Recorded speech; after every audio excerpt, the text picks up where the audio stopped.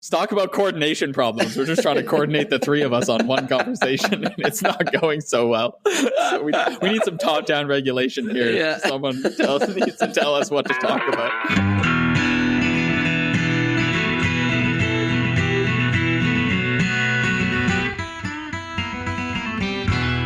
Excellent. All right, you guys ready? Yeah. Let's freaking piss some people off, baby. Yeah. All right. All right, so we're here to do episode number 2 of our Libertarianism series. The first episode, we set out to cover economic issues and did almost none of that, and instead dove right into moral issues.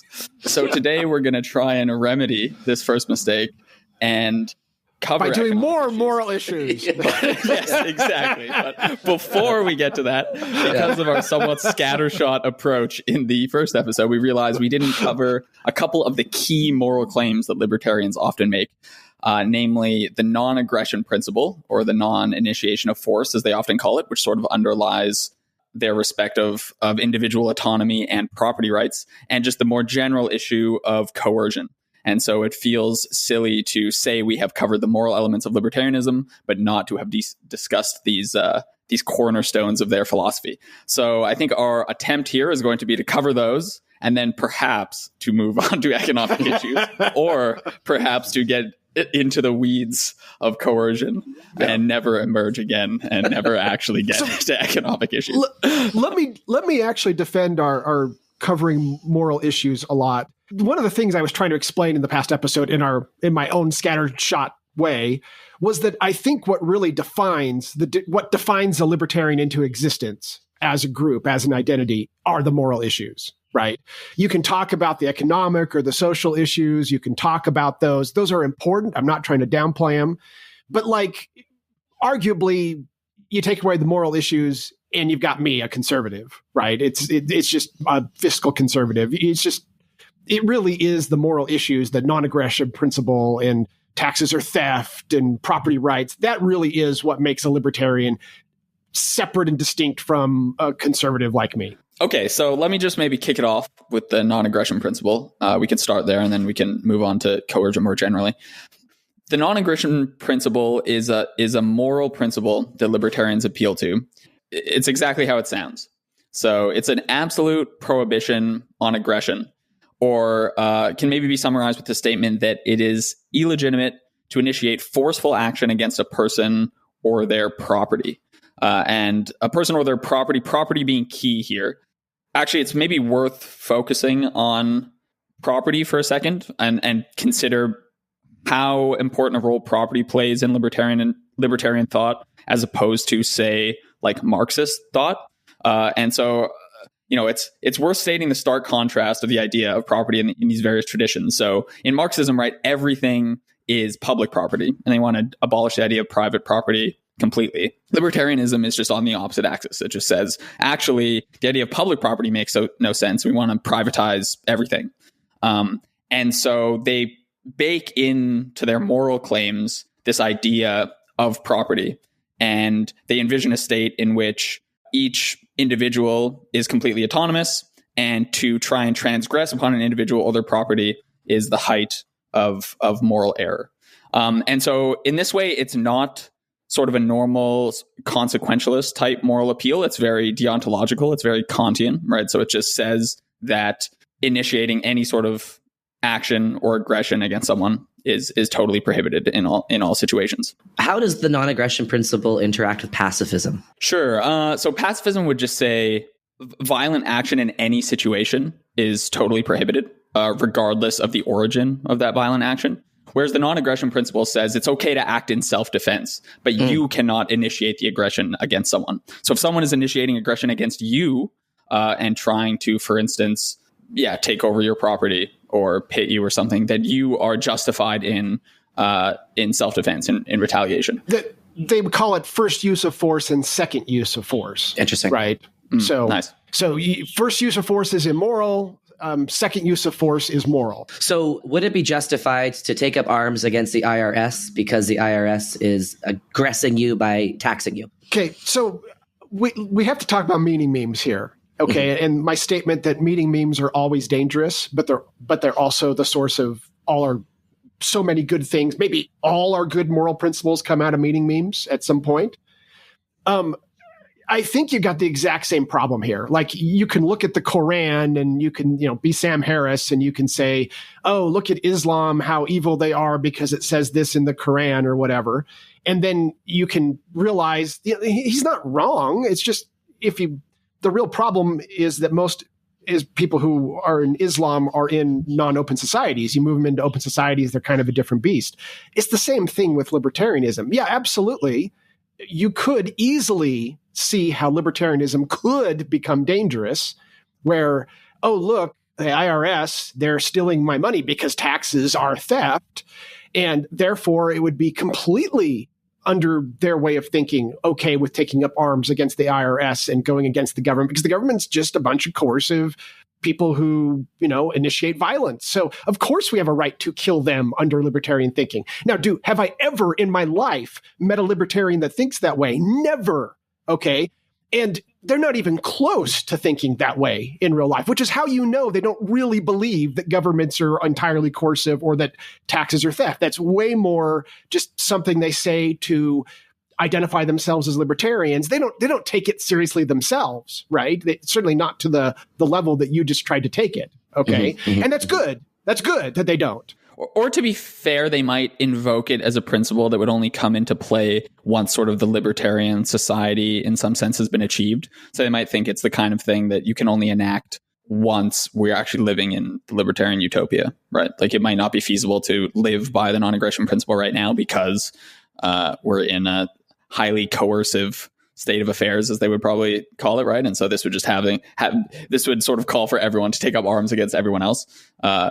My sense is that they typically appeal to it as like, once we achieve a lot of the ends that libertarianism wants to achieve, then, we can start living by something like the non-aggression. I could definitely see them making an argument like that. Yeah, from one side. I've never had anyone make that specific argument, but that seems very consistent with the types of arguments I've heard in the past. Well, my impression is that they're appealing to it now by saying, with the George Ought to Help video, that the non-aggression principle is being violated by the use of taxation in the state, right? Right. Aggression is being already done to us, which is why we need to move towards a libertarian society where such a thing wouldn't. That is exactly what they're saying. Yeah. I think adherence to the non-aggression principle really depends heavily on your idea of property and how you've defined your property rights. So the more stringently you define property rights, the harder it is to uphold the non-aggression principle in practice, because people, they can't start fires, they can't drive, they can't farm, because this might subtly erode some aspects of your property, right? And so basically you're in this situation where now you can't do anything because it might just subtly affect, for instance, your neighbor's property. It also, a related issue, I think, is it doesn't deal with the idea of risk at all. So life is not risk-free. If you drive on the highway, you risk crashing into people. If you go on a flight, the flight risks crashing, or it risks being too noisy and annoying someone. So what does the non-aggression principle say about this? Either risk is permissible until it results in actual harm, and then you can, for instance, sue someone under the non-aggression principle, or no risk is permissible because it just might result in harm, in which case we're in this reductio ad absurdum where now you can't do anything because everything might result in harm. And both of these seem wrong, right? It seems wrong to say that risk is permissible. Everything's permissible until it results in actual harm, because then now you have no way to tell people not to do things that, with high likelihood will result in other people being hurt. But it also seems absurd to say that no one can do anything because everything is subtly, causing harm to other people. Well, the risk dimension is interesting because I'm curious now how libertarians deal with intention. So if you accidentally cause harm, does that count as a violation of the non-aggression principle? Yeah, I think intent is hard for them to deal with. I think that's a big issue. Bruce, correct me if I'm wrong, but I haven't seen much discussion of it. I have never thought to ask this of them. They never bring up intent for what it's worth. So that probably is a sign that Ben's right. So my introduction to libertarianism through my friend Jeff Greenspan back in the day, that was actually how he introduced libertarianism to me. He told me that because of the non-aggression principle, because you're not allowed to have initial use of force, you could not have speeding laws because a person should be allowed to drive any speed they want on a highway. He says what you could do, though, is you could have the people who built the highway, which of course it would be privatized in a libertarian utopia, to have their engineers put up a speed limit based on what they think, what they're recommending. And then that will get taken into consideration if you cause harm, that, hey, you were going over the recommended limit. And so therefore, that does mean that you are, that changes the level of responsibility once it goes to court. If there's an accident and somebody dies or somebody gets injured. And so he imagined it working that way. And it's interesting here. They actually try to do everything as torts, which, by the way, isn't an entirely bad idea. I mean, there's some problems with it, but we could probably get a lot of mileage out of torts that we probably don't do today. So that was kind of the way he explained it. And so I just started imagining all the problems. Like, so am I allowed to drive down the wrong side of the road until I cause an accident, and then you get to sue me? I mean, like, you could see what a horrifying world this would be if we weren't allowed to make upfront rules that people had to follow. And now I've talked to a whole bunch of libertarians since then, and there's so many that just don't agree with Jeff Greenspan. Like, this is because the non-aggression principle is easy to vary. It's so easy to say, no, you're speeding. That is creating risk. That's negligent behavior. That is the initial use of force, right? And that's a completely legitimate way, because there is no non-legitimate way, because it's easy to vary. But that's a completely legitimate way of using the non-aggression principle, is by this idea of negligent behavior, okay, which is what we do today, right, to try to solve the same problem. Okay, so it depends on which libertarian. So there seems to be these kind of, there is a strain of libertarians that take seriously this idea that you're not allowed to you have to wait until there's a problem and then you can sue people. And then but I don't think that's the majority view, right? I think that's kind of the radical view, even within libertarianism, that even most libertarians that, you probably talk more to radical libertarians because they're the ones who want to engage you, right? So they may be overrepresented. But if you're just talking to your average libertarian, they're going to totally be okay with the idea of negligent force counts as initial use of force. Negligent behavior counts as initial use of force.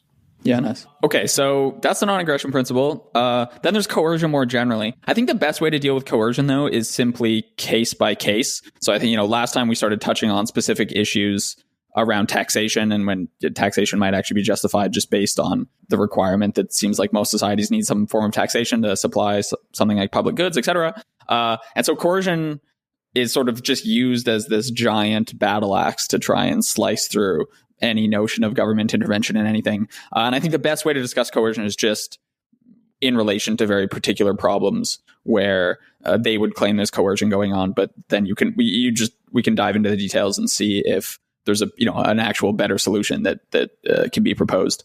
I guess I'm hesitant to simply tackle coercion as a giant issue on its own. Well, coercion is a word that's used often and everywhere, and it's kind of like a tell. I find that you're talking to a libertarian. The more they use the word coercion, the more they are on the libertarian axis. But would you say that coercion is just a way? Our discussion about the non-aggression principle basically is the discussion of coercion. Coercion is just a way to signal that the non-aggression principle is being violated. That's right. Is that be a way to use correct. that? Okay. Which really boils down to violation of my personal interpretation of the NAP, right? Yes. Okay. So, and I guess here would be my argument back to libertarians is you tell me and you show me an example of a law that currently exists that violates the NAP. Okay. And because the NAP is so easy to vary, I don't think you can do it, right? Every single that doesn't law, violate or that does violate? That does violate. Okay. So every single law, I mean, of course, the reason why every single law exists is because we're trying to reduce coercion in some way, or at least it's a theory about how to reduce coercion in some way, right? And it might be wrong. We might make a law and it might be bad and it might actually make more people feel coerced and we didn't understand how it was going to impact things. Okay.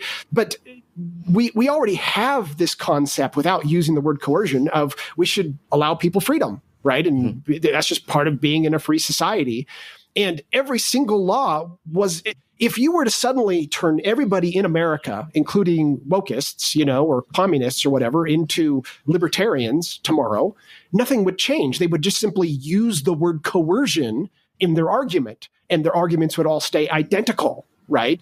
Because a communist is going to say, well, you're coercing, the classes are coercing each other. And the woke is going to say, no, you're coercing, people in marginalized groups. And nothing would change, right? Not a single thing would change by everybody adopting the non-aggression principle. It strikes me there's probably a name for this. There's probably a concept handle for this where it's like a concept that's so flexible and fluid such that everyone can hoist it onto their own existing worldview and nothing would ever change. So I guess Deutsch would say it's something like easy to vary, but it's not just the fluidity though. It's the fluidity coupled with the highly polarized and emotionally valenced terminology. So it's oppression, discrimination, force, coercion. These immediately conjure up emotion states, feeling states of moral transgressions, and it just animates people. So that's what makes it so powerful, because it can be applied everywhere, and it can immediately get people to care and feel like something is amiss. Yeah. Yes. Well, and this does go back to the idea of you need that for a meaning meme, right? To be able to create this meaning meme where people have an identity, and they part of meaning memes is that you feel like you're more righteous than the people around you, right? And you might even be in certain axes or whatever, right? And I think that the need for putting all this into a moral kind of box and finding it morally, that is the whole point, right? And that's the meme's not going to exist as a meme. If libertarians all woke up and tomorrow and said, you know what, these guys are right. Actually, we're going to throw out all the moral arguments and we're going to just talk about good economics. I mean, there just wouldn't be any such a thing as a libertarian anymore. Right? Yeah. It would just be a bunch of people talking about economics. There'd be no identity. It would. Which is the state I want to get to, by the way. I want people to just shed this identity and just talk about economics as a set of ideas. And it doesn't matter if you're an Austrian or a Chicago school or a Keynesian or just some random undergrad who has a good idea. It doesn't matter the school you come from. Let's just talk about how to figure the world out and make it a little bit less shitty for our descendants. By the way, I mentioned previously David Freeman as one of the best examples of a libertarian that I think I've read. He's still pretty extreme into we need to get rid of public governments and we need to privatize everything. But he has a chapter, and this is what I love about him, is that he's very honest about what libertarians don't know and what they can't solve at this point. He has a whole chapter about, well, what would you do if another country invaded you? So let's say America becomes this libertarian utopia, which, by the way, I think it already is, right? It's just the free market provided a federal government for us, okay? But we'll go to the way they're imagining it, where we have everything privatized. There's nothing that we recognize as a public government at all. It's all local, just like we discussed in the previous episode. And suddenly China decides, I'm going to go invade them. And they have no ability to defend themselves, right? It's just a bunch of local, which is exactly what led to the early colonies setting up a federal government, is because they got invaded internally and they suddenly realized we've got no defense, right? So David Freeman admits this. He says he comes up with some vague ideas about how you might set up a geographic defense of equivalent to a country, but there is no concept of country at this point, right? And so any country that has a government can now conquer you trivially. So he admits that this is true. He admits that his ideas are too vague. And he says, this is actually something that I think we still need governments today. Then he says, I still consider them robber barons, but I do think we need them until basically the whole world is like this, right? So that nobody can invade anybody else. Well, it's not hard to see that this is never going to work. If the whole world were that way, then you would have an incentive to set up a government and go invade everybody else. And so I think that this is more or less an admission of why you need governments, why governments exist, why the market forces produce governments, right? and why they are the way we know how to solve these problems today. We don't have an alternative. If one exists that we haven't discovered yet, maybe, but we don't know what it is, so we can't consider it today. All right, how are we feeling about moral issues? I think we should finally dive into the economics. All right. Yeah, nice. A lot of which I think we've actually touched on in passing. Well, so I just want to say one word for the audience. I want to assume that they haven't read it, that they're not going to read it, and that they're just going to listen to us talk about it. And then anyone who does read it, there's a little bit of a bonus for them. But it's split into 4 parts, as I mentioned earlier. I think it's 5 parts. Oh, is it 5 parts? Pardon me. Yes, the 5 part. Yeah, the 5th part is practical issues, which is kind of just a miscellanea. So it's essentially argument, counter-argument, argument, counter-argument. And the 4 sections within the economic sections are externalities, coordination problems, irrational choices, and lack of information. And these are all set up as problems to the libertarian case. So I want to start with the steel man that Scott Alexander provides, and then the overarching counter-argument, and then maybe just get your reflections on which parts stood out and which are maybe the weaker cases that he's made. So this is Scott Alexander's steelman of the libertarian position. In a free market, all trade has to be voluntary, so you will never agree to a trade unless it benefits you. Further, you won't make a trade unless you think it's the best possible trade you can make. If you knew you could make a better one, you'd hold out for that. So trades in a free market are not only better than nothing, they're also the best possible transactions you could make at that time. Labor is no different from any other commercial transaction in this respect. You won't agree to a job unless it benefits you more than anything else you could do with your time. And your employer won't hire you unless it benefits her more than anything else she could do with her money.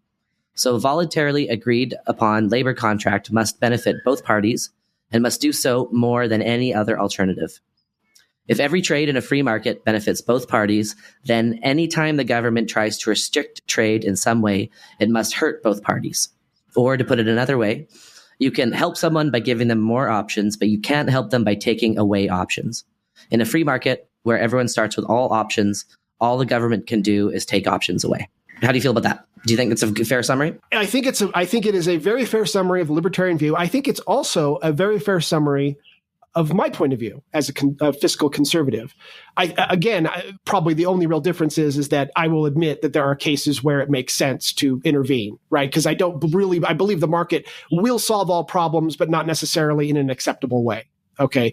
But other than that, I guess I don't really disagree with anything that's in that statement. Like I would have to say, and we're going to now get into Scott Alexander's arguments against my position, which I don't necessarily disagree with, right? But I would have to say that I largely agree with that summary, that summary summarizes my view pretty well as a maybe first pass. Yeah, I think my only comments are only tangentially related to that. I just wanted to piggyback off Bruce a little bit and try and flash some of my libertarian bona fides, just so, I get on their side a little bit before we start trashing their position. And because I think, Scott's piece is somewhat asymmetric in that he's not arguing where on the landscape between total government regulation and libertarianism we should be. He's just pointing out certain problems with the libertarian position that argues that a priori there should be no government involvement.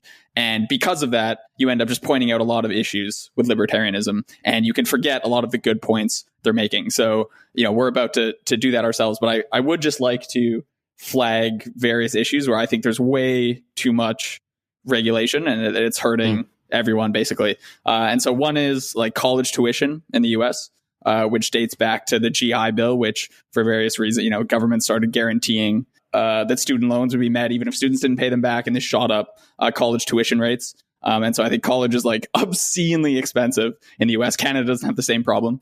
The FDA has a lot of problems with like approval rates of new drugs. It's very risk averse, and you can just make arguments as to why they're incentivized to be risk averse. There's a huge bureaucracy around research, especially doing any sort of research that involves humans. And you have to go through this intensely laborious process, get everything signed off. It can take years to do even relatively simple experiments on with human subjects, even very benign things. I think the EPA and environmental regulations in general cause a lot of holding up, building new things, making energy cheaper and more efficient, so that there's a lot of holding back progress on nuclear energy, for instance. This has been going on since like the 70s. It makes building new things very difficult. I think SpaceX just went through this ridiculous thing where they tried to buy a piece of land and then they had to write some memo to the EPA describing the history of the land and how they were going to preserve various things. So anyway, I'll try and dig that up. But it's just the absurd lengths people have to go to when they're building any new things. And then related to building is like various zoning laws. So, San Francisco's a nightmare of zoning laws. And, we're in this situation in this country and in Canada. Canada's facing the same thing where there's basically housing shortages. And I think a relatively simple solution to this problem is to build more fucking housing, but that's just extremely hard in various cities for all these reasons. It's hard to build up. It's hard to build sideways. It's hard to build down. Like whatever you want. It's very hard to build things. And so, anyway, I could go on, but maybe this is just me signaling to the audience that I am on your side with a lot of these issues, and I have seen firsthand a lot of the negative consequences of too much government involvement. Yeah, that is a good point because it reminds me that I should echo that what Scott's going to do is only argue against those who believe that the government can never do any right at all whatsoever. Yeah. But if you agree that the government can sometimes do right, but maybe even often does wrong, then he's not attacking your views. It's only against those who think that the government is always going to do it worse. And so his counter arguments to that Steelman that he gave is the following: that view treats the world as a series of producer-consumer dyads instead of a system in which every transaction affects everyone else. Also, it treats customers as coherent entities that have specific variables like utility and demand and know exactly what they are, which doesn't always work.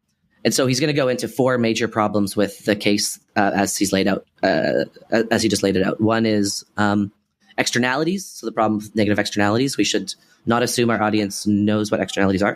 Bruce, we should dwell on this one. This one's really important to understanding one of the main problems with trying to get the free market to solve these problems and why we have public goods, why we have the need to use government, right? So we should really make sure we dwell on the externalities. Yeah, let me just do a quick summary of the four major categories, and then we'll just go through them maybe one at a time. So externalities, which we'll dwell on, then coordination problems, the problem of irrational choices. So the libertarian position assumes that people who enter into trades always do so irrationally. But economically, I mean, even if you're not a libertarian, you take any economic class, and that is the starting assumption, right? Excellent point. Yeah, excellent point. And last, the lack of information. So these are the four things he's going to talk about.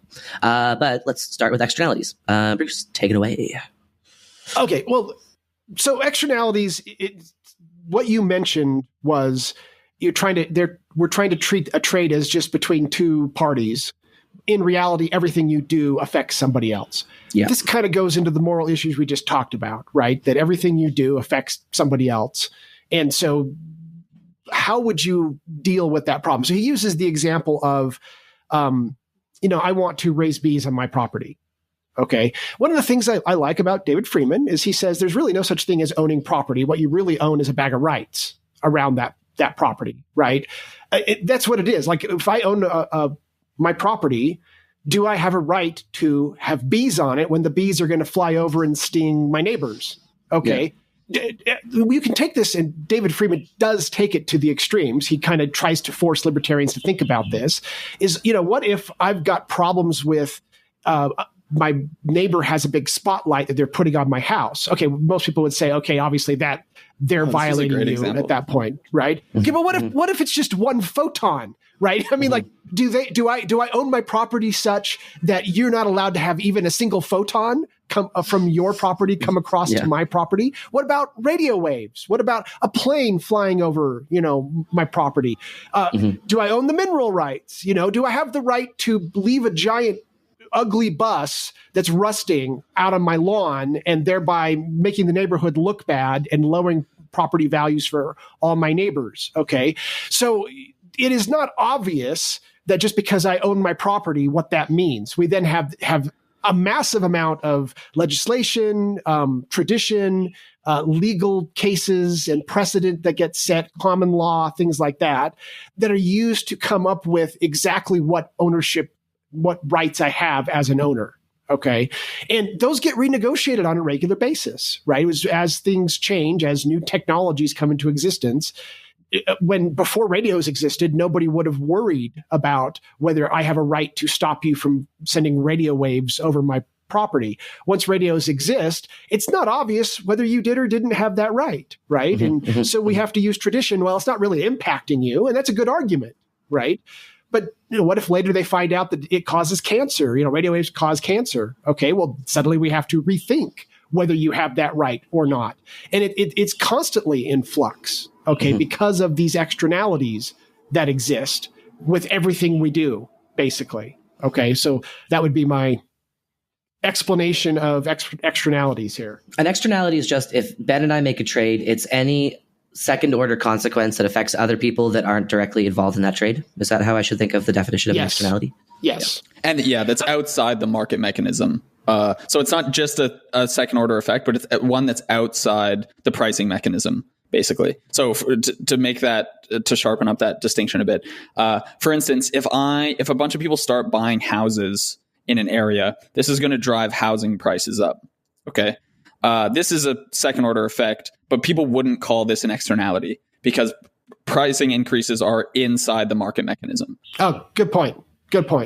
So an externality is outside the market mechanism. So the classic example is like pollution.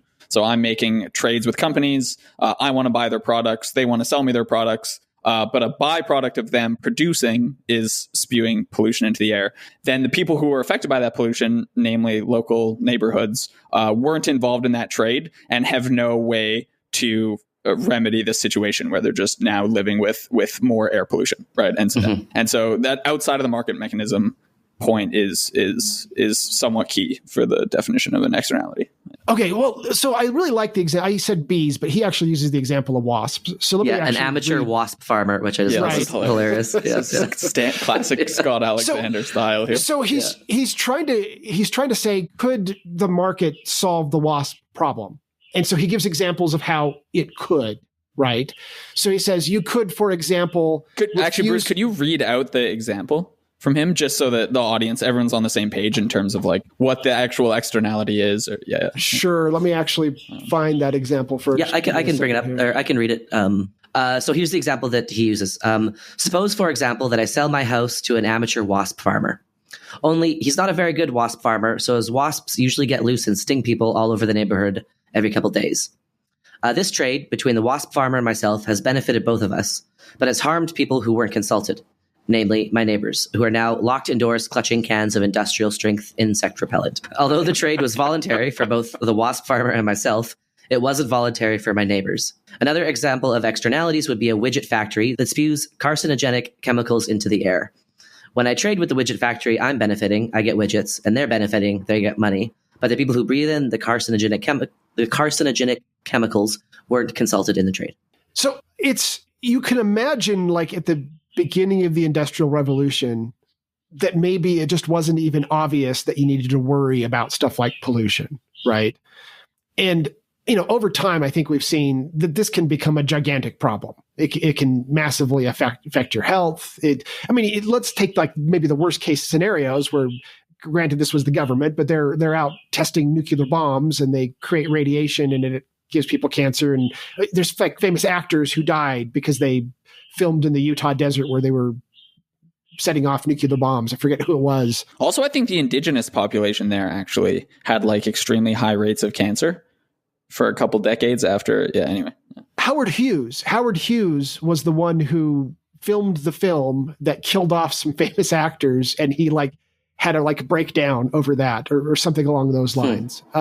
So he is giving examples of how the market could solve these problems. And I think this is something we need to keep in mind is when I read Scott Alexander's paper, if I had any objection to this section, it would be that I feel like he doesn't come out and say it, but I feel like he's almost saying the market will not ever solve these problems. And I don't think that's actually true. I think the real truth is that it eventually solves the problems, but it does not necessarily do it in anything even close to an efficient way. Okay. Well, so he's, just to piggyback of that. So after the example of the wasp farmer, he says to himself, so again, he's posing questions to himself. And the question he says is, but aren't there libertarian ways to solve externalities that don't involve the use of force?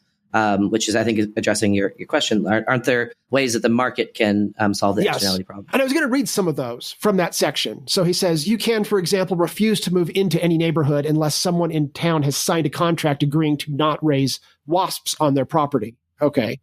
Now, obviously, that's kind of silly, because then you'd have to go around, you'd have to do, and David Friedman brings this out in his book also, by the way, which is why I like him as a libertarian, that there's just no realistic way you're going to be able to go around and try to get a contract with every single person in that town that they're not going to raise for every wasps. Possible future issue. Like you'd have to think of every possible thing that could go wrong and sign a contract beforehand. Yeah. So instead, you could do a neighborhood association. So you could say, okay, we're going to form this neighborhood association, and we're going to, this is the homeowners association that I was just talking about, and so we're going to get everybody in the neighborhood to join this homeowners association, and then there's this one holdout. Okay, but convincing every single person in town of thousands to join the neighborhood association would be near impossible. And all it would take would be a single holdout who starts raising wasps, and all your work is useless. Okay.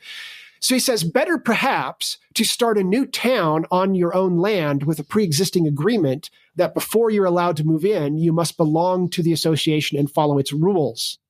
You could even collect dues from members on this agreement to help pay for the people you'd need to enforce it. But in this case, you're now coming up with a clever libertarian way around government. You're not coming up with a clever libertarian way around government. You're just reinventing the concept of government. Okay. Mm-hmm. He says there's no difference between a town where you live, where to live there, you have to agree to follow certain terms decided by association members, following some procedure, pay dues, and suffer the consequences if you break the rules, and a regular town with a regular civic government. So now, he's right about that, and this is kind of the point that I had made in the previous episode.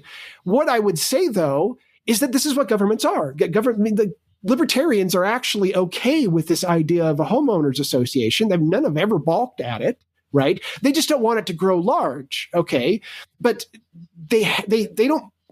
Even like I used to have this blog post back when I had a blog where I interviewed Logan Chipkin, and I asked him about how he would deal with this. He'd say, well, you would probably set up a group that has rights over a small area, and they'd have these geographic rights, and they would be able to have the right to be the police force and the law enforcement, mechanisms and the legal bodies for that small area. It's like, okay, that is what a homeowners association is. But that is what a government is too. Okay, you have just shown that libertarianism and governments aren't incompatible after all. Yeah, no, so that's great. And for the listener, this seems to be one of my big takeaways, is that when you really press a libertarian to explain what their solution would be, and you kind of strip away all the moral issues, they tend to just reinvent the concepts that are already existent that they're opposed to in the first place, like government or the central bank, for example. And there's a great story of this with the Porcupine Fest. I heard about this on Planet Money. I think it's in someplace in the United States. It's called the Porcupine Fest, and it's a bunch of libertarians go up into a place in the woods and have a libertarian festival for a weekend. And they all bring little pieces of gold to exchange because they obviously don't want to use money printed by the central government. It's an insult to the libertarians.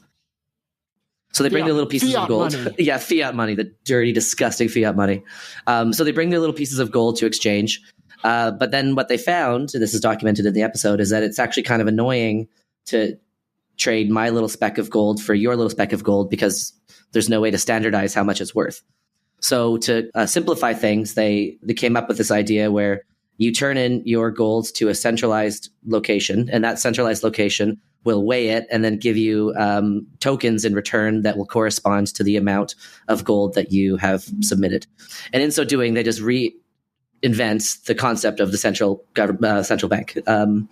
And although they would argue you're still on the gold standard, though. Which yes, of course. Yeah, so there are the technicalities, and they're not talking about printing money and quantitative easing and all this. But in 3 days, they already see the need for some centralized authority that acts as an intermediary between you and I's exchanging, because you just can't coordinate that way. And it's just a hilarious example of how a lot of the things that we see in our society are emergent ways to solve very difficult problems. And even when you try to abolish them, they just tend to re-emerge. And that's just one of many examples. Because market forces create them, right? Yes. Market forces created governments. That is what governments are. They're a product of the free market. I love that way to frame it. Yeah, absolutely. So couldn't consumers boycott any company that causes externalities?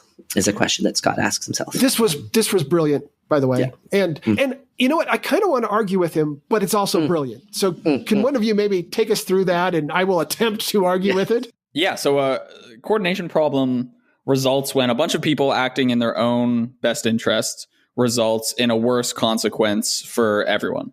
This is also often called something like a tragedy of the commons situation. And so Scott talks about overfishing a lake. Another example is overgrazing a commons. But a lake has some interesting features, actually, which render it somewhat immune to a lot of the libertarian response. Which is why he picked it. He says that's why I picked the lake example. Exactly. Yeah, it's a good example. So you can imagine if everyone's fishing a lake, right? You are incentivized because you're trying to catch as many fish as possible to sell it, say. If everyone does this, however, the lake will probably run out of fish in the next few seasons, right? If you're fishing them above replacement rates, then slowly the number of fish are going to disappear.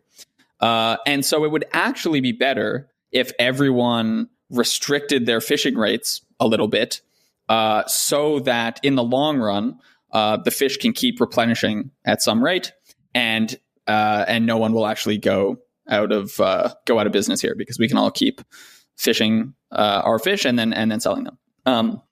Unfortunately, this sort of coordination is actually quite difficult to impose from the bottom up, for the simple reason that if there are 10 groups fishing the lake and 9 of them decide amongst themselves to dial back the amount they're actually fishing, the last group is always incentivized to fish more now, because they realize that everyone else on the lake is restricting their intake of fish. And so they say, hey, now we can actually overfish a bit without the consequences being as bad. And so we're going to go ahead and fish. And so this is also called the free rider problem, where once a group has decided to basically come to some common agreement about how to act towards some situation such that it's beneficial for everyone, a free rider can come in and sort of take advantage of the group's coordination and then exploit the situation for themselves.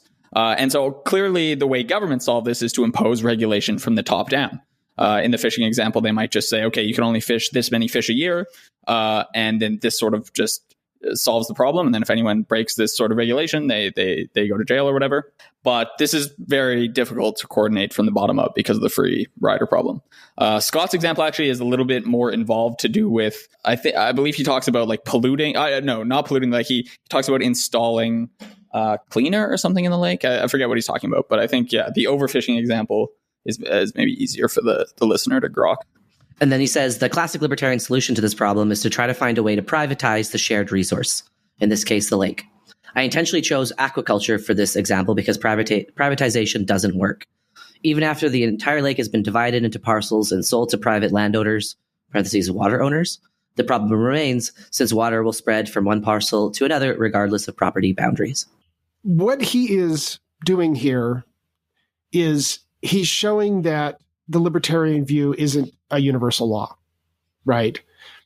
If you take the libertarian view as, in general, we should prefer to privatize things, unless there's some compelling reason not to, right? Like this case, you end up with a fiscal conservative like me, right? And that's kind of what fiscal conservatism used to be, prior to the way things are today, where it's just crazy. But and this is where I get back to when I'm talking to libertarians, you raise issues like this, and my experience is they always have a just so story. Okay, like you might say, well, what about the Irish potato famine? That was, in fact, that one is even supposedly was even caused by a libertarian mindset where private property was needed to be respected. So the government needs to allow these farmers to sell their potatoes overseas while all the Irish are actually just dying of starvation, things like that. Right. And libertarians have their arguments against this. Or maybe you look at, hey, doesn't the market create economic collapses from time to time. Isn't there kind of a natural boom bust cycle, and isn't that bad? Isn't that something that maybe we should try to do something about or whatever?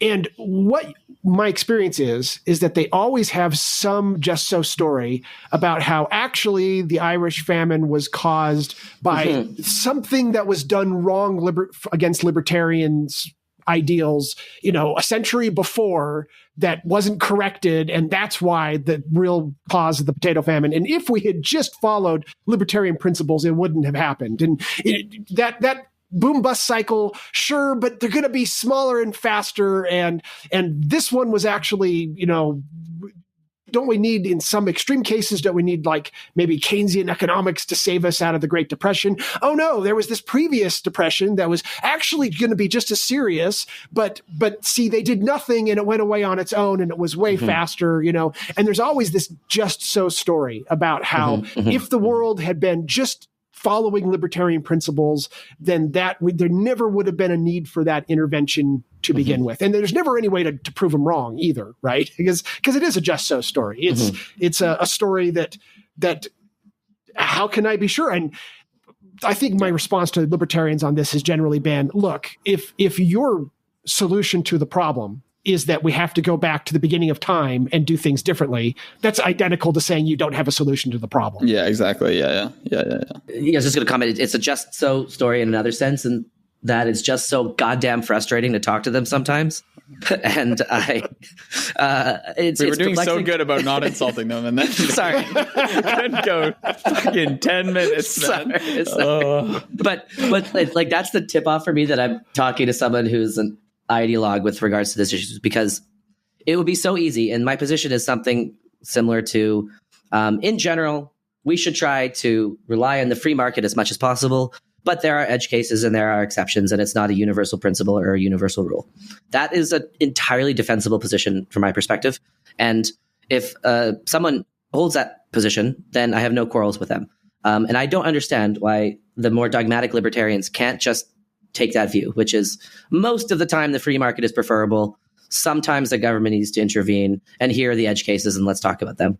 That like moving from always to most of the time is such a tiny little delta, but they won't do it, and that is so perplexing to me. Are we ready to talk about boycotts yet? Or yeah, let's do it. Yeah, no, boycotts are good. Just to set it up a bit, why boycotts are a prescient example is because it ties into negative externalities that we were just talking about. So one solution to negative externalities is to try and boycott a company that is, for example, producing too much pollution. And so you'll get a bunch of people together and you'll say, we're going to stop buying from your company. We're going to stop buying your widgets unless you reduce the amount of pollution. And so that seems like a good solution on its face. Scott argues, however, that this is actually more difficult to implement in practice than you'd think. One, because not everyone is affected equally by the pollution. So often a bunch of people will be buying from this factory, but the pollution is localized to their area. So there's like one tiny community maybe that's feeling the majority of the effects of the pollution, but maybe they're selling their widgets all over the world. So you have to have people in Toronto, Ontario agreeing to not buy from a widget factory in Boise, Idaho, because it's affecting the residents of Boise. Just to, I just want to trace the through line here. So one problem with the radical free marketeering is negative externalities. Then the libertarian says, okay, well, we can solve negative externalities by boycotts. And then the response to that is, well, boycotts suffer from coordination problems. And that's how these three things are connected. Sorry, Ben, I just want to tie those together. Yeah, no, that's great. And so, yeah, so there are various issues to boycotts. You need the people in Boise, Idaho to be able to communicate their dilemma to everyone else. You need everyone else to care enough to be altruistic. Even though it's not impacting them, right? Yeah, it's not impacting them. They're probably buying the cheapest widgets they can. So presumably switching over to something else will involve paying more. And so you're just assuming a huge amount of goodwill of these people and the fact that they can actually understand the plight of the poor Boiseans, that they believe that plight and all these things. So you're trying to coordinate a huge number of people to take some action that won't actually affect most of those people. And that actually taking that action will negatively affect them insofar as they're probably like paying more for more expensive widgets or something. And so now Bruce is going to tell us why boycotts are actually easy to coordinate. And Scott's wrong. Is it worth reading a chunk of Scott just to summarize his case I think here? it is. In fact, the thing that I really want, that I felt drove home to me his point, was his list of which of these are real and which of these aren't. Yeah. Can we maybe even quickly summarize? That's lack of information, right? Yeah. Okay. Let's not. Different well, okay. But let's go semi-linearly here. The listeners already losing their fucking minds. So a lot of talk these about are coordination problems. We're just trying to coordinate the three of us on one conversation, and it's not going so well. So we need some top-down regulation here. Yeah. Someone needs to tell us what to talk about. The podcast police are going to show up. You guys are all over the place, and they're going to initiate force against us. Okay, so that's coming up, but let's summarize. So all of these are obviously related, right? Obviously, all these are related. That's the issue, right? So in my mind, I was thinking that was part of the boycotts, because the boycotts are caused by this lack of information. Yeah, that is true. I mean, we could discuss that if that's central to your pushback, I guess. Well, no, it's not. I actually thought that was one of the strongest arguments that he made that sold me on, okay, he knows what he's talking about here. It's so overwhelmingly knocked me out where I'm like, okay, I can't even begin to pass this test. I know, that was an amazing section. Okay, so just to put a bow on that, so here's what he says with regards to coordination problems and why they render boycotts ineffective. Let's say Wanda's Widgets has 1 million customers, and each customer pays $100 a year for a total income of $100 million. Each customer prefers to pay Wanda over her competitor Wayland, who charges $150 for widgets of equal quality. Now, let's say Wanda's Widgets does some unspeakably horrible act, which makes it $10 million per year, but offends every one of its 1 million customers. There is no incentive for a single customer to boycott Wanda's Widgets. After all, that customer's boycott will cost the customer $50, because she'll have to switch to Wayland, and it will make an insignificant difference to Wanda, who is still earning $99 million minus $100. The customer takes significant inconvenience, and Wanda neither cares nor stops doing her unspeakably horrible act, because after all, it's giving her $10 million per year and only losing her $100. The only reason it would be in the customer's interest to boycott is if she believed that 100,000 other customers would join her. In that case, the boycott would be costing Wanda more than the $10 million she gained from her unspeakably horrible act, and is now in her self-interest to stop committing the act. However, unless each boycotter believes that 99,999 others will join her, she is inconveniencing herself for no benefit. Furthermore, if a customer offended by Wanda's actions believes 100,000 others will boycott Wanda, then it's in the customer's self-interest to defect from the boycott and buy Wanda's product. After all, the customer will lose money if she buys Wayland's product, and this is totally unnecessary since 100,000 other boycotters will change Wanda's mind with or without her participation. This suggests a market failure of boycotts, which seems confirmed by experience. We know that despite many companies doing many controversial things, there have been very few successful boycotts. Indeed, few boycotts, successful or not, ever make the news, and the number of successful boycotts seems much less than the amount of outrage expressed at companies' actions. The existence of government regulation solves this problem nicely. If greater than 51% of people disagree with Wanda's unspeakably horrible act, they don't need to waste time and money guessing how many of them will join in a boycott, and they don't need to worry about being able to conscript enough defectors to reach critical mass. They simply vote to pass a law banning the action. So let me, for my overall argument, let me dog ear something here. Okay. He says, if greater than 51% of people disagree with Wanda's unspeakable, horrible acts, they don't need to waste time and money guessing how many will join, and they don't need to worry about being unable to conscript other defectors to reach critical mass. They simply vote to pass a law banning the action. I just want to point out that is almost assuredly an inaccurate statement.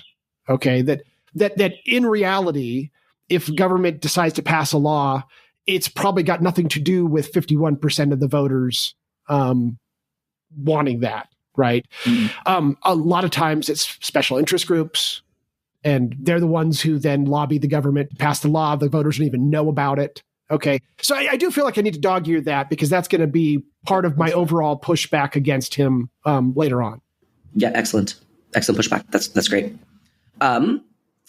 So then there's some more back and forth between Scott and his imaginary interlocutor, but let's skip now to section 1.3, Irrational Choices. So talking about arguments that when you first read them, bowled them over, this section was one of those arguments that bowled me over. Maybe you guys have heard this and stuff before, but when I first read it, it was quite persuasive. And so recall, he's arguing against the idea that every time two people voluntarily engage in a trade, it is definitely mutually beneficial for both parties, and they wouldn't have engaged in that action, in that trade, if there was another better opportunity available to them. And so he sets up the following scenario. A company gives its employees the opportunity to sign up for a pension plan. They contribute a small amount of money each month, and the company will also contribute some money. And overall, it ends up as a really good deal for the employees and gives them an excellent retirement fund. Only a small minority of employees sign up. The libertarian would answer that this is fine. Although some outsider might condescendingly declare it to be a really good deal, the employees are most likely to understand their unique financial situation. They may have a better pension plan somewhere else, or mistrust the company's promises, or expect not to need much money in their old age. For some outsider to declare they are wrong to avoid the pension plan, or worse, to try to force them or coerce them into it for their own good, would be the worst sort of arrogant paternalism and attack on the employee's very dignity as a rational being. Then the company switches tactics. It automatically signs the employees up for the pension plan, but offers them the option to opt out. This time, only a small minority of the employees opt out. This makes it very hard to spin the first condition as the employees rationally preferring not to participate in the pension plan, since the second condition reveals the opposite preference. It looks much more likely that they just didn't have the mental energy to think about it or go through the trouble of signing up. And in the latter condition, they didn't have the mental energy to think about it or go through the trouble of opting out. If the employees were rationally deciding whether or not to sign up, then some outsider regulating their decision would be a disaster. But if the employees are making demonstrably irrational choices because of a lack of mental energy, and if people do so consistently and predictably, then having someone else who has considered the issue in more depth regulate their choices could lead to a better outcome. And just to close the loop on this, so he begins the section by linking to a paper where this actually happened. So this is not a hypothetical. This is a real, right. A real thing. This is one that I've seen in actual workplaces. It is huge. It's a gigantic difference. I just wanted to give some other examples where this really happens. So organ donation upon death is a big one here too. So some states have automatic opt-in policies where you'll become an organ donor if you die. And some states have automatic opt-out policies, meaning the status quo is opt-out. And, in the states that have opt-out policies, very few people switch over to opt-in to being an organ donor when they die. And similarly with vice versa. If the status quo is opt-in, very few people write in and change to being opt-out.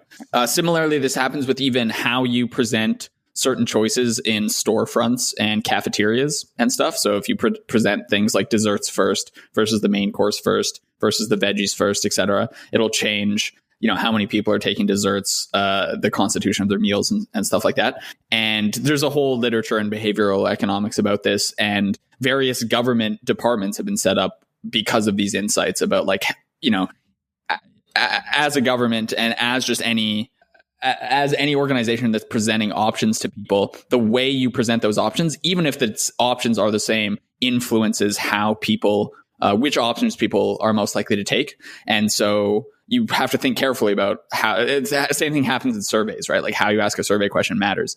And so you can't really escape the issue of thinking hard about how to present options to people, because you have to present the options in some way, like even keeping governments outside of the picture and stuff. And just the insight that how you present various options and what the default options are really influence what people will choose to do, significantly undermines this notion that people are completely rational actors and that they have, some utility function that they're trying to maximize. You give them the options, they make the optimal decision, and that there's some true notion of underlying revealed preference, etc. So this is like a huge insight and very well subscribed to even in the econ literature. Like these are very repeatable reliable effects. And if you're going to buy into the idea that we are going to have a government and we're not going to live in the ultimate libertarian utopia, there's an externality here, right? If we automatically sign up people for 401ks and then most of them don't opt out of it, you're going to create fewer bad circumstances in old age amongst society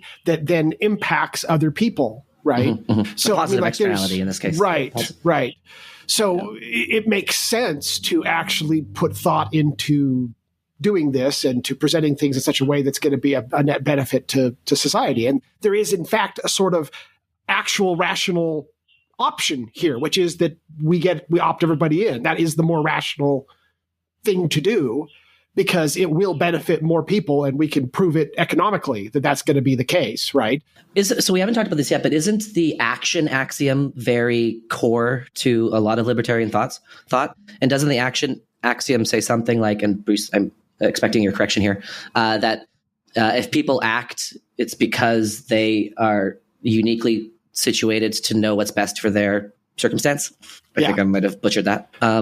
And doesn't this just completely cut right against it, that there are many things that people do that are predictably irrational, and thus the action axiom is just wrong? So let me actually make a statement here. So I studied economics as part of MBA program.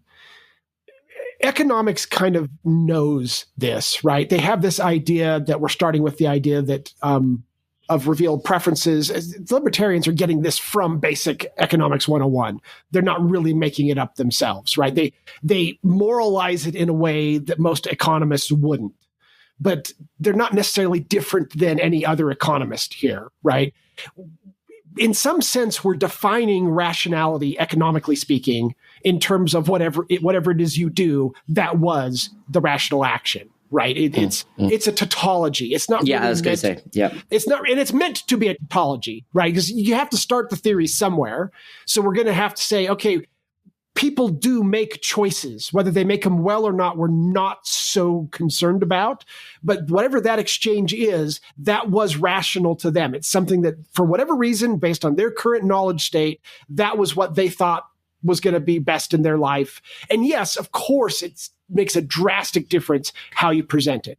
Of course, we want to figure out the best way to present it that's going to impact society. And this would be the non-libertarian economist, how they might slightly differ, okay?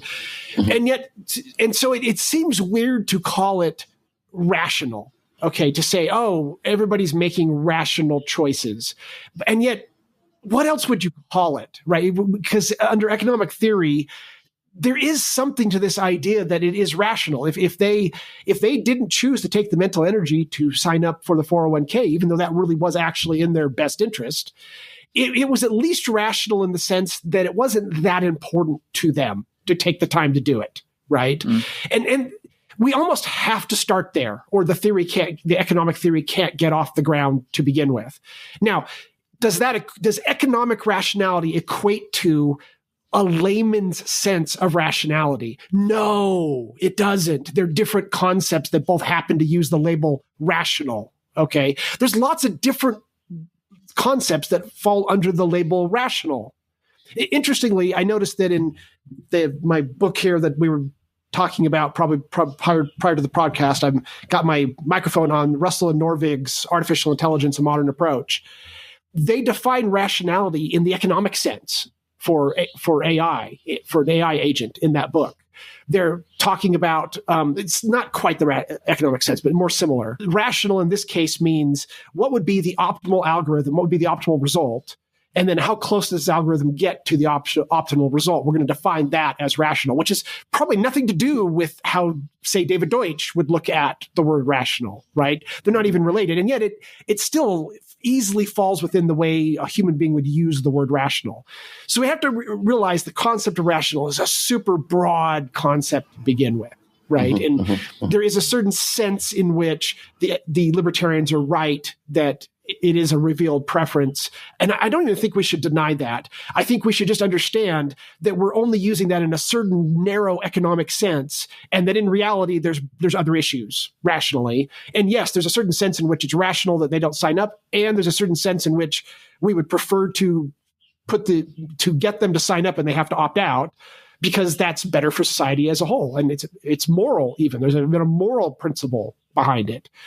So I think that if I were to make sorry, I'm going on here and I shouldn't, but no, it's the libertarians are right to call this out, but they've over-moralized it. They've moralized it in a way that doesn't make sense. And at some point in the FAQ, he talks about how dare the government, try to change the options for me. And it's okay. Like at this point, we really are going too far, right? I mean, the fact is that we can change a person's revealed preference very easily by just changing how we offer the options, but we're still offering options. If we took the options away, then maybe I'm with the libertarians on this one. But as long as we're still offering the options and we're just trying to get the optimal outcome for society and we want people to really stop and have to think about it, then I guess I don't see what the problem is, right? We're still offering the options. There's something interesting with the rational thing, because when you talk about, or when economists talk about rational behaviors, they're talking about, is it optimal with respect to a particular metric or a particular objective? Right. But we can always change the metric or the objective to fit the behavior. So a teenage girl cutting herself could be seen as rational with respect to trying to, take her mind off of the mental anguish of being alone or something. So you can always just shift the thing that is being referenced that rationality is referenced with respect to. And that kind of makes it less interesting. What's more interesting is trying to find some sort of universal or semi-universal metric benchmark that we can use to gauge behavior against. But if that's always changing, then it really waters down the utility of such a concept, I think. So I think it depends on what you're trying to do. So for economics, it actually does make sense to start with the assumption that a girl cutting herself is acting rationally in some sense, because she is acting rationally in some sense, right? And then you want to try to figure out, okay, what's going on? Okay. But if every single thing is described as rational, then what is the use of the term rational? If every action can be described as rational, then it seems useless. In economics, it makes sense, because what we're trying to do is we're trying to figure out how it is humans behave in a market. Okay. And so the fact that they define it as a tautology is not a bad thing, because they're trying to work out consequences economically. Okay. If you're outside of talking about economics and you're trying to moralize this like a libertarian's trying to do, it doesn't make sense anymore. You really want to start talking about some other way of thinking about rationality. Right? Just the economic version is literally whatever you do was rational. Period. End of story. There can never be an irrational act, economically speaking. I'm getting stuck here a little bit, I think. But maybe you should unstick me. But I'll tell you my thoughts. But yeah. Okay. I guess maybe I'm losing the plot slightly. I'm not convinced that the economics literature defines rationality tautologically. So, for instance, you'll often talk about a set of options, and you'll assume that agents have preferences over those options. Often you assume that these preferences meet certain axioms, right? So they're transitive, for instance, so they're commutative, maybe. If sometimes you associate with the preferences some notion of utility, and then they start talking about like expected utility theory, and that agents maximize expected utility or expected log utility, or something along those lines. Do you have something else in mind, Bruce? Am I just no? I don't. Are we talking about different things, or no? Well, I think that the girl cutting herself. Yeah. So the girl cutting herself does give her some sort of utility, right? And so you can fit even wacky examples like that we would normally think of as irrational. You can fit them into the economic rational. But why context. Use the word rational when we could just use action? Like people do stuff, and that seems because you're trying to figure out why they're doing it in the first place. What is it that's causing that girl to want to cut herself? And you can even use it. You can jump outside of the economic consequences, and you can say, okay, how can we change her incentives to get her to stop doing this? Okay. Because the economics isn't assuming anything moral, right? It's just people are going to behave in certain ways. They're going to do exactly what is, quote, rational based on what their current revealed preferences are. I don't really have a problem with using the word. Yeah. Okay. Good. let me just clarify the little light bulb moment that happened in my head as you were giving that example. Okay. And I was trying to think. So first I was thinking, okay, if every freaking thing can be described as rational, what's the point of using that word? But then I was thinking about, okay, well, what would be an alternative? Well, the alternative to the girl self-harming example would be, well, she's just doing it because she's mentally deranged and it's a maladaptive behavior. Right. But using the word rational kind of encourages you to try to find some reason why it might be beneficial to her in that moment that wouldn't be apparent on first sight. So it gives you a bit of a different insight into maybe there is some sort of benefit happening that on first blush isn't apparent. And that is the validity of starting with that view, because it does allow you to think about the circumstance in a different way and maybe not dismiss an action as being entirely self-harm when there could be some benefit to it. That's right. That's exactly what they're trying to do, right? At least that's my take from economics 101 classes. And admittedly, as you get more advanced in economics, I don't think they necessarily assume that every action is rational, right? But that's the way they're going to teach it to the beginners, is they're always going to start with that, reveal preferences and things like that. And there's real value in thinking of it that way. Yeah, and I know that it's the case that like the behavioral economics literature is precisely trying to push back against this kind of common assumption. And so maybe now it's not taken for granted that every action is rational, but that was kind of the baseline starting assumption that then Kahneman and Tversky and that lit started to push back against. That's right. And that, okay, all of that makes sense to me. I am satisfied. Ben, I don't know if you're satisfied, but that resolved it for me a bit. This is one of those things where it's okay to jump out of it, right? You can think of it as rational or irrational. Yep. You just need to think a little deeper what you mean by rational, what you mean by irrational. They can be both at the same time in different senses. Yeah. So yeah. Okay, nice. Yeah, so I think that is a great place to pivot to the fourth and final section in the economics section, lack of information. Yeah, so I'll set this up. So I'm just going to read a couple paragraphs from the fact because he puts it really well, and I wouldn't be able to improve upon that. So fourth problem with the libertarian position that all trades that are voluntarily agreed upon are optimally beneficial for all parties involved. And the fourth problem is the lack of information. So what do you mean by lack of information? Well, many economic theories start with the assumption that everyone has perfect information about everything. For example, if a company's products are unsafe, these economic theories assume that customers know the product is unsafe and so will buy less of it. No economist literally believes customers have perfect information, but there's still strong arguments for keeping the perfect information assumption. These revolve around the idea that the customers will be motivated to pursue information about things that are important to them. For example, if they care about product safety, they will fund investigations into product safety or only buy products that have been certified safe by some credible third party. The only case in which a customer or a consumer would buy something without information is if the customer had no interest in that information or wasn't willing to pay as much for that information as it would cost, in which case the customer doesn't care much about that information anyway, and it is a success rather than a failure of the market that it has not provided that information to her. In non-libertarian thought, people care so much about things like product safety and efficacy or the ethics of how a product is produced that the government needs to ensure them. In libertarian thought, however, if people really cared about product safety, efficacy, and ethics, the market will ensure them itself. And if they genuinely don't care, that's okay too. So what's wrong with the libertarian position here? Well, we've already discussed that we can sometimes predict when people will make irrational choices. One of the most consistent irrational choices people make is buying products without spending as much effort to gather information as the amount they care about these things would suggest. So, Scott claims, and I endorse, the non-libertarians are right. But is this really true? And so this is the part that was quite good. And so Scott says to the skeptic, he says the following. So below follows a list of statements about products. Some of them are real and some of them are made up. Can you identify which are which?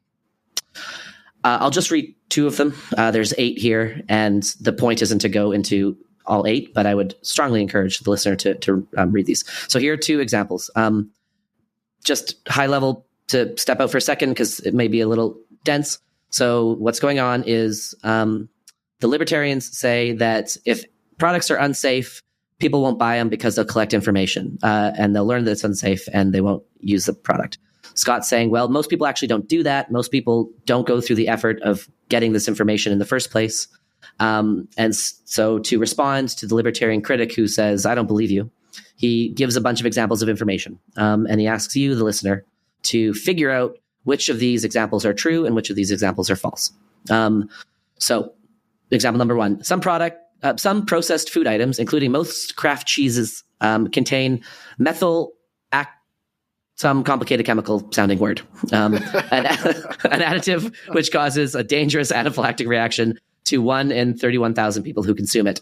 They've been banned in Canada, but continue to be used in the United States after intense lobbying from food industry interests. Number two, commonly used U.S. manufactured wood products, including almost all plywood, contain formaldehyde, a compound known to cause cancer.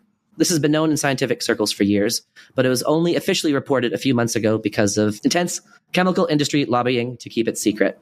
Formaldehyde-containing wood products are illegal in the EU and most other developed nations. Okay, and just to conclude this section, so 6 more of these, and then he says the following. So his imaginary interlocutor says, okay, I admit I'm not sure about most of these, but what's your frickin' point? And Scott says, this is a complicated FAQ about complicated philosophical issues. Most likely, its readers are in the top few percentiles in terms of intelligence and education. And we live in a world where there are many organizations, both private and governmental, that exist to evaluate products and disseminate information about their safety. Yeah, so if the test was challenging, it means that the smartest and best educated people in the world, full of consumer safety and education organizations, don't bother to look up important life or death facts specifically tailored to be relevant to them about the most popular products and companies they use every day. And if this is the case, why would you believe that less well-educated people in a world with less consumer safety information trying to draw finer distinctions between more obscure products will definitely seek out the consumer information necessary to allow them to avoid unsafe, unethical, and ineffective products? The above test is an attempt at an experimental proof that people don't seek out even the product information that is genuinely important to them, but instead take the easy choice of buying whatever is convenient based on information they get from advertising campaigns and the like. Done. Here was the thing that was so brilliant about it for me. I'm reading through this list, and of course, there's no way I can pass this test, right? Because I don't know which ones are fake, and I don't know which ones are real. And then you go, and then I'm thinking, which words are fake or real. Right. And then I'm thinking, okay, now I want to know which are fake and which are real. So I'm ready down trying to find where he gives the answers. And he goes, I'm not going to give you the answers. Go look it up yourself. And you know what happened? I didn't look it up. I still didn't take the time to look it up. It's so funny. Oh, this is a long FAQ. I don't have time to look it up. I got to get on to the next section. Absolutely brilliant. Yeah. So, okay. So let's, first of all, let me just accept that he's right. Okay, that information does not disseminate well enough. And we were talking about how revealed preferences are so strongly impacted by things that don't seem like they're all that rational, just how we just happen to present the options. One obvious example of this is what he just said, advertisements. We are clearly, as a population, you may individually feel you're not impacted by advertising. Right? Nobody thinks, oh, I went and I bought that product because I saw an advertisement for it, right? You just do not experience life that way, okay? And yet it's obvious advertisements make some sort of drastic impact over a population of who purchases what, okay? Mm-hmm. So it must be that it is influencing you. Even if you think you're an exception, it must be influencing your neighbors, or at least enough of your neighbors. Otherwise, it wouldn't be worth it to advertise. So, it's hard to believe that something as simple as, McDonald's used a fun clown, and that got me to pressure my, as a kid, pressure my dad to take me to McDonald's. Mm-hmm. That was changing revealed preferences, right? It was changing the rational choice that we were going to make because it was a clown that told me that McDonald's was fun to go eat at or whatever. Mm-hmm. Okay. I mean, it's little tiny things like that that make a big difference. And then he proves, and I just cannot argue with it.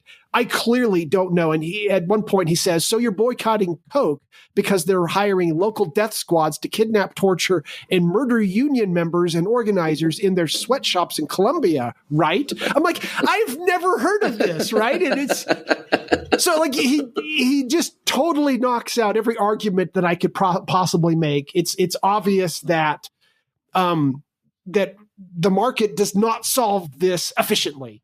Okay. Yeah. Now, having said that, I do feel a need to push back here as a fiscal conservative and on behalf of libertarians. Let me try to make some arguments here. Okay. The fact is, though, that it's just not as simple as these examples make it sound. And this is why I dog-eared the idea that actually who we end up boycotting through governments by passing a law isn't going to be determined by 51% of the population. It's just way more complicated than that. Okay. And I'm not against, governments need to have the freedom to do this. And this is one of the things I was trying to emphasize in the past episode. That freedom must include the freedom to do things in a really bad way, because we don't know what the good cases are and what the bad cases are up front. So we've got to be able to, by trial and error, try it and see what happens. And that means we're going to have a lot of bad stuff happen because of governments. Okay.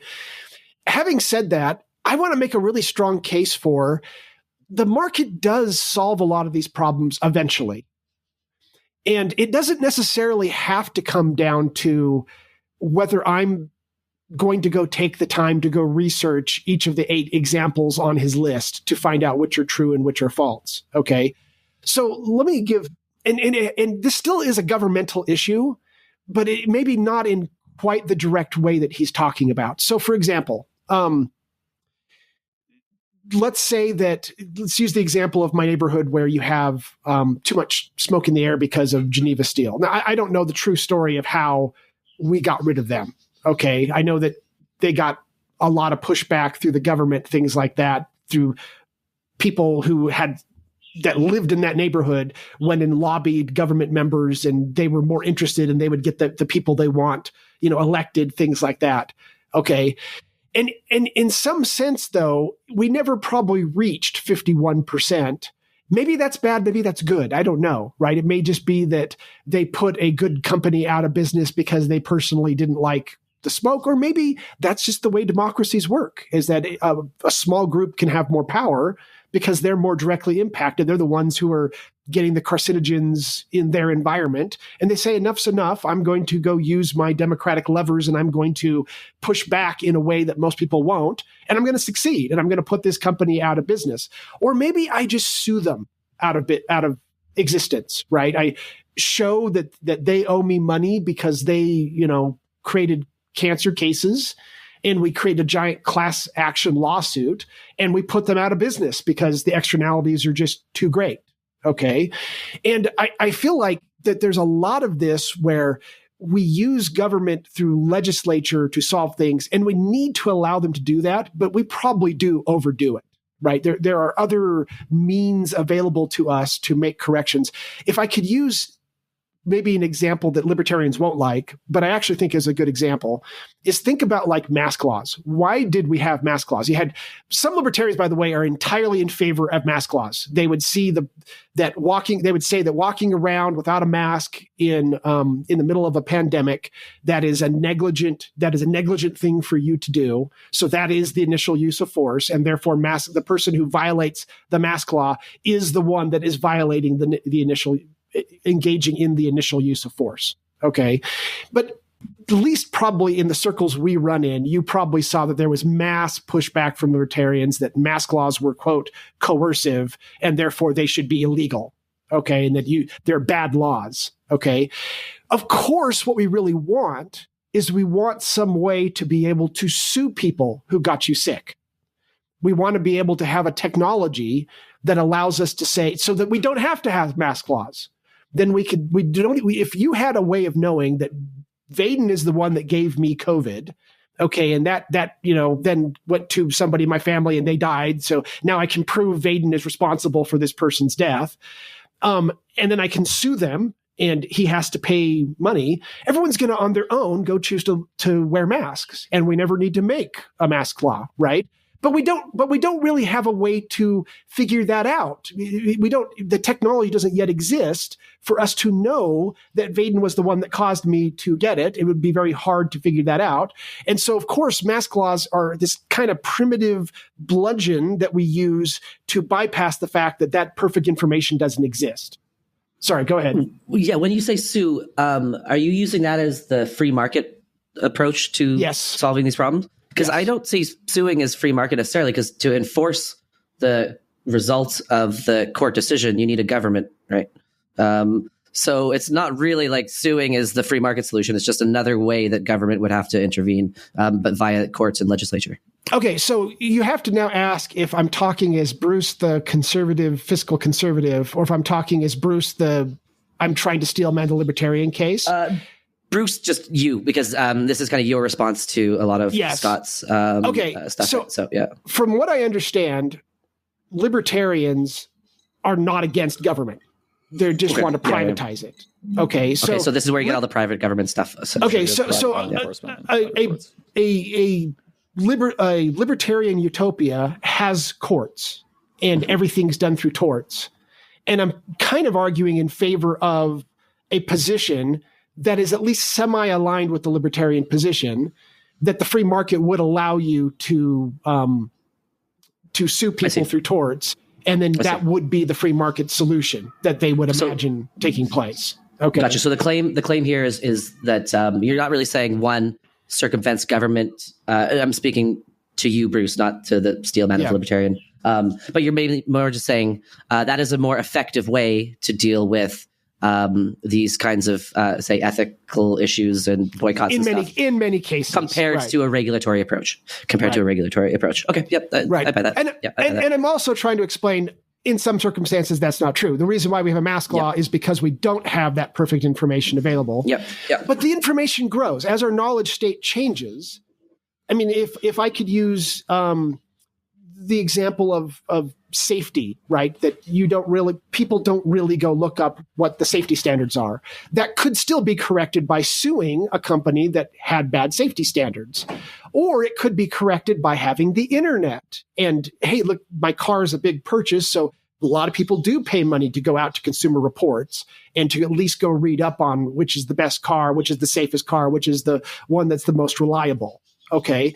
And that when you do get these market solutions, or at least the non-regulatory solutions, they are more efficient.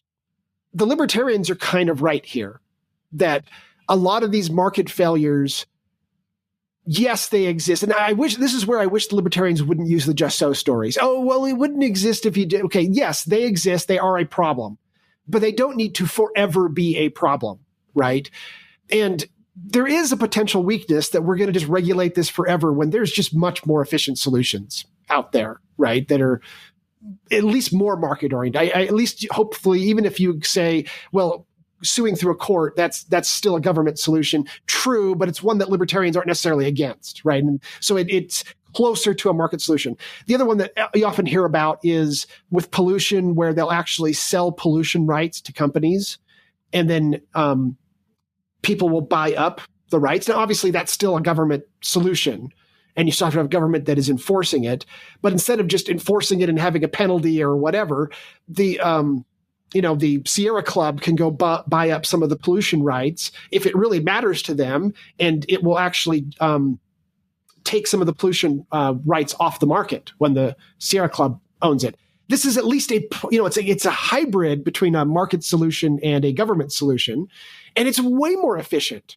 For one thing, it gets past a lot of the third-party pushback because you're assigning a right to existing companies, and so they're getting something that's valuable for free, so they're not against it. And then once it's owned that way, it all makes it, because of Coase's theorem, it all makes it into the hands of the people who actually care the most about it. And so there are all sorts of things like this where I am convinced that the libertarians are way in the right on a lot of these things. Even if I take everything Scott Alexander is into consideration, really the only problem is that they try to make it a universal law, and it just isn't, right? And they may even be largely right. They may even be right the vast majority of the time, on a lot of these things. So I think that would be my main pushback, is that he is simplifying this in such a way to prove a specific point. And I don't disagree with his specific point, but I don't think that really means that the libertarians are wrong. I think that the libertarians are still right to be pushing us towards market solutions to these problems. Yeah, I mean, just to recall who his opponent is. His opponent is not someone who looks case by case and tries to figure out what the right knobs and dials are between the market and the private and the public sector. It's only those who start a priori with the assumption that the government can never do any right and the market must always do wrong. So maybe I'll just say a word of summary and then closing words. So point of summary. So recall, he is arguing in this section against the claim that if Bruce and Ben engage in voluntary trade, that's definitionally the optimal thing that can take place. His four main counter arguments against this are the externalities problem. So that's the wasp farmer difficulties that we talked about earlier. The coordination problems. So the fact that it's very difficult to get large groups of people to all act in unison, because very often there's incentives to have defectors. The problem of irrational choices. So this is where the company both has an opt-in and an opt-out policy, and it amounts to the same number of people changing their default stance, which indicates that people aren't as rational as the action axiom and as libertarians assume. And then fourth, the problem of lack of information. And this is where the the 8 examples, which demonstrate that people often will not seek out information that would be beneficial to them because they have more important things to do, like preparing for a podcast rather than Googling extensively for 8 different cases. So these are the 4 major arguments against the libertarian position. And to our libertarian listeners who have responses, please write in. But before you do, read Scott's piece and see if he hasn't addressed it in subsections, because we've skipped a lot of subsections that he addresses the counter arguments. So that is my concluding statement, and pass it on to you. This has been fun. I was glad that you gave me a chance to, plug my political viewpoints here. Yeah, absolutely. Yeah. But and honestly, I think that libertarians should, just like I recommend David Freeman's libertarian books to non-libertarians, this would be something I would recommend as a non-libertarian, Scott Alexander as a non-libertarian, to my libertarian friends, and vice versa, right? I think this is something that will be of interest to both groups. And he really does do a good job of laying out, hey, look, the reality is we need governments at this point. There's just no way around it. Yeah. That doesn't mean we shouldn't minimize governments. It doesn't mean that you're not, maybe even in the long run, going to turn out to be correct once we continue to improve perfect information. But just, hey, today we need them. Yeah. There's just no way around it. I think the listeners probably heard enough of our voices, so I'll just bid adieu and looking forward to the next one. All right. This is great. To be continued, fellas.